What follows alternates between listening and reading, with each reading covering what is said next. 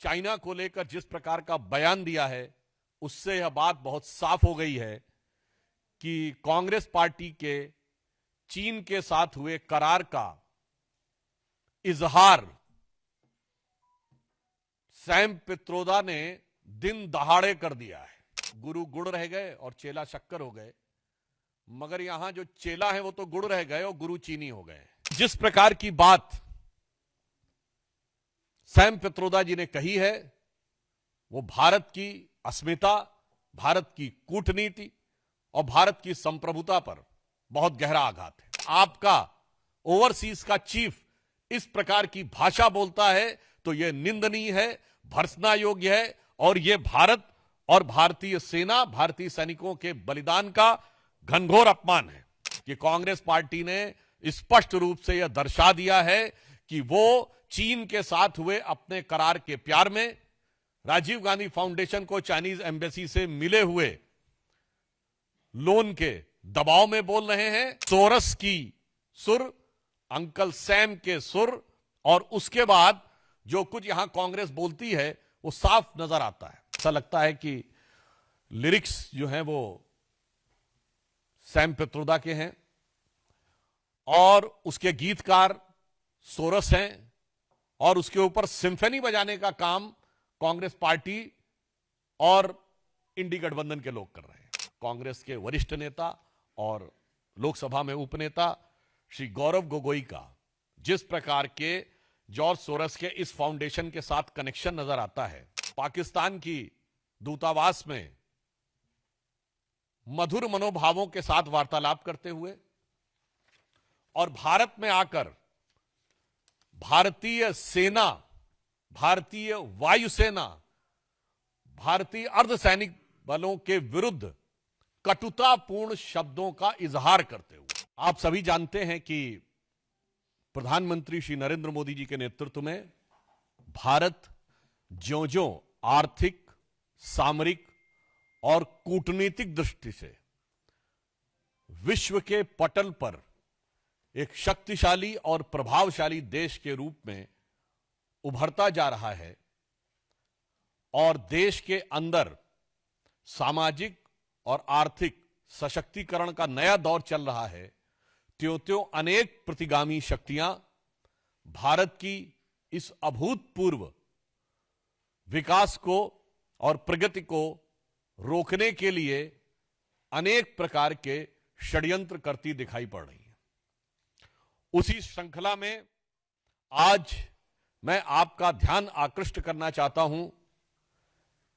कि जो कुछ कांग्रेस पार्टी और उनके आइडियोलॉजिकल थिंक टैंक कहे जाने वाले लोग समय समय पर कहते आ रहे हैं, वो चीजें अब पूरी तरीके से जनता के सामने आती जा रही हैं। ओवरसीज कांग्रेस के प्रेसिडेंट सैम पित्रोदा, जो कांग्रेस के आइडियोलॉजिकल थिंक टैंक के प्रतीक माने जाते हैं, उन्होंने आज चाइना को लेकर जिस प्रकार का बयान दिया है, उससे यह बात बहुत साफ हो गई है कि कांग्रेस पार्टी के चीन के साथ हुए करार का इजहार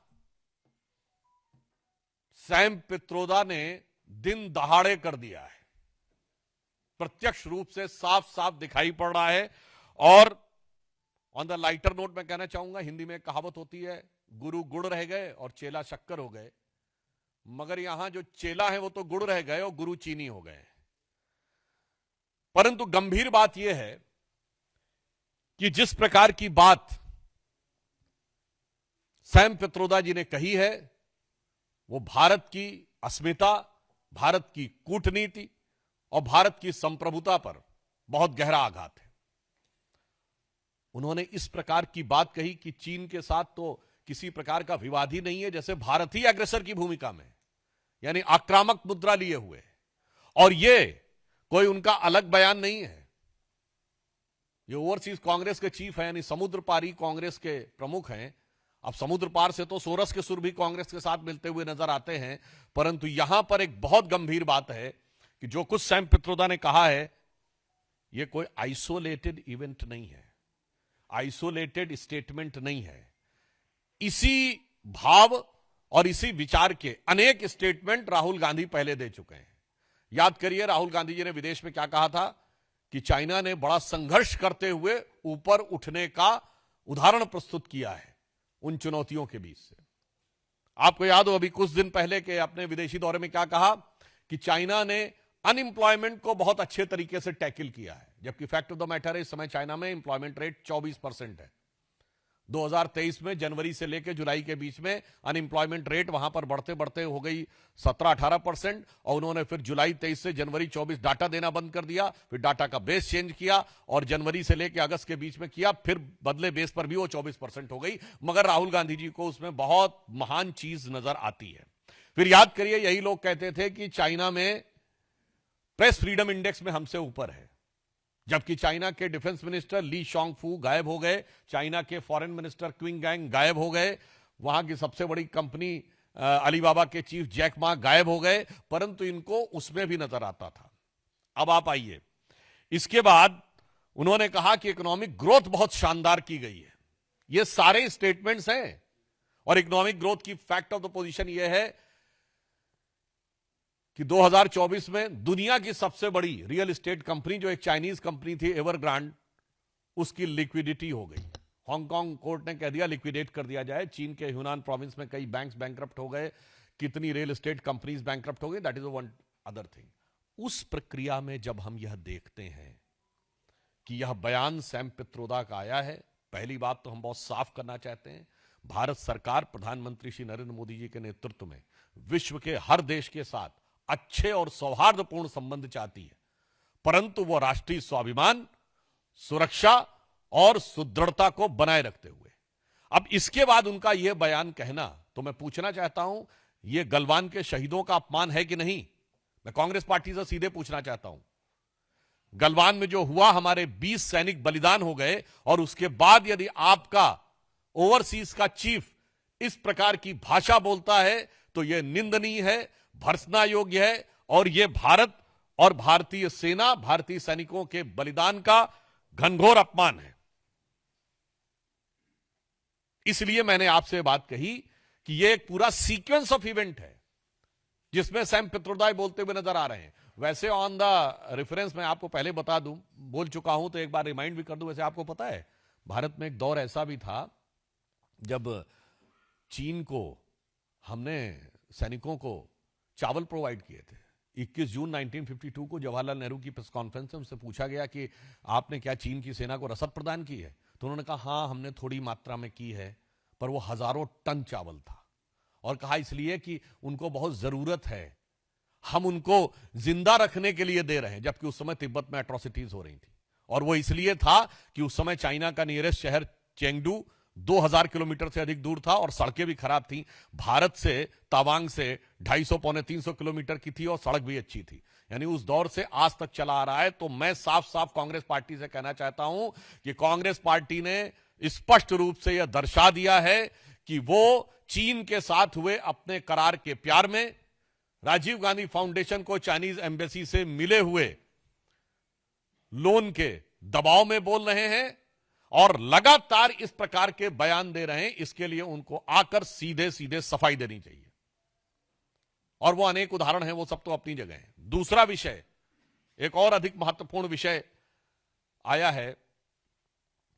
भारत के चुनावी व्यवस्था को किस प्रकार से ये समुद्र पारी है कांग्रेस के अध्यक्ष के साथ साथ ये समुद्र पार से एक दूसरे प्रकार की जो संकेत प्राप्त हो रहे हैं, वो भी यह दर्शाते हैं कि भारत के लिए किस प्रकार के दुरभिसंधियां भारत के अंदर बैठे हुए कुछ लोग और कुछ भारत विरोधी शक्तियों के साथ चल रही हैं। कि एक international foundation for electoral systems नामक एक संस्था है, जिसने 2011 में भारत की एक संस्था India international institute of election management, जो कि चुनाव आयोग के साथ संबंधित संस्था है, इसके साथ एक करार किया। और यह करार में जो पीछे से सपोर्ट आ रही है वो CEPPS consortium for election political process, election and political process strengthening नामक संस्था से आ रही है, जो जॉर्ज सोरेस के ओपन सोसाइटी फाउंडेशन के साथ उसके संबंध हैं, जिसने $500 मिलियन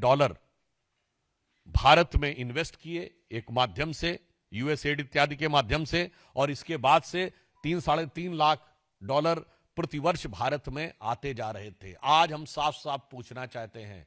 कि भारत के इलेक्शन प्रोसेस, जबकि फैक्ट ऑफ द मैटर यह है कि 2020 में आप याद करिए, जब अमेरिका में चुनावी प्रक्रिया को लेकर अनेक प्रकार के प्रश्न उठे थे, तो भारत की चुनावी प्रक्रिया की तारीफ की गई थी कि जो इलेक्शन वोटर सिस्टम हमारे यहां है, वोटर आईडी कार्ड वाला, वो उनके यहां होना चाहिए। परंतु ये कौन सी शक्तियां हैं जो भारत में इस प्रकार चुनावी प्रक्रिया को प्रभावित करने, परिवर्तित करने या उसके अंदर कोई समस्या उत्पन्न करने के हेतु से आर्थिक अनुदान पाती हुई दिखाई पड़ रही थी? यह बहुत गहरा संदेह हमारे मन में उत्पन्न होता है। यानी बहुत साफ है कि सोरस की सुर, अंकल सैम के सुर, और उसके बाद जो कुछ यहां कांग्रेस बोलती है वो साफ नजर आता है। यानी अगर हम ये कहें, जो सैम पित्रोदा बोले हैं, ऐसा लगता है कि लिरिक्स जो हैं वो सैम पित्रोदा के हैं और उसके गीतकार सोरस हैं, और उसके ऊपर सिम्फनी बजाने का काम कांग्रेस पार्टी और इंडी गठबंधन के लोग कर रहे हैं। तो आज हम साफ साफ देश की जनता से कहना चाहते हैं कि अब कोई किंतु परंतु नहीं रहना चाहिए। और तीसरा विषय जो आप सबको ध्यान है, कांग्रेस के वरिष्ठ नेता और लोकसभा में उपनेता श्री गौरव गोगोई का जिस प्रकार के जॉर्ज सोरस के इस फाउंडेशन के साथ कनेक्शन नजर आता है, पाकिस्तान की एम्बेसी में उनकी बातचीत की फोटो, पाकिस्तान की दूतावास में मधुर मनोभावों के साथ वार्तालाप करते हुए, और भारत में आकर भारतीय सेना, भारतीय वायुसेना, भारतीय अर्धसैनिक बलों के विरुद्ध कटुतापूर्ण शब्दों का इजहार करते हुए, ये बातें अब बहुत साफ दिखाई पड़ती हैं कि देश के ऊपर आघात करने के एजेंडा बहुत साफ है कि विदेशी शक्तियों के लिए, जो भारत के विरोधी शक्तियां हैं, उनके लिए कांग्रेस की मोहब्बत की दुकान है, जिसमें मोहब्बत सोरस से भी है, मोहब्बत चाइना से भी है, और भारत के अंदर एक दूसरे से लड़ाने का विधान है। याद करिए, ये कहते हैं उत्तर और दक्षिण को लड़ाओ। इनके कर्नाटक के वित्त मंत्री ने कहा था कि साउथ में रेवेन्यू कलेक्शन ज्यादा है तो उत्तर से अलग होना चाहिए।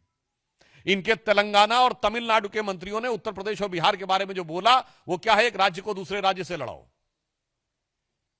उसके बाद भाषाओं को आपस में लड़ाओ, तमिल और हिंदी को लड़ाओ, फिर मराठी और बिहारी को लड़ाओ, फिर भाषा पे लड़ाओ, प्रांत पे लड़ाओ, क्षेत्र पे लड़ाओ, और उसके बाद जातियों में लड़ाओ, अगड़े पिछड़े में लड़ाओ, सामान्य और दलित में लड़ाओ। यानी बहुत साफ है कि बाहर की शक्तियों के लिए मोहब्बत की दुकान, और भारत में हर आधार पर वर्ग, प्रांत, जाति, भाषा पर नफरत की दुकान, नफरत के सामान। और इससे मैं अंत में यह स्पष्ट कहना चाहता हूं कि इससे श्री राहुल गांधी ने जो बयान दिया था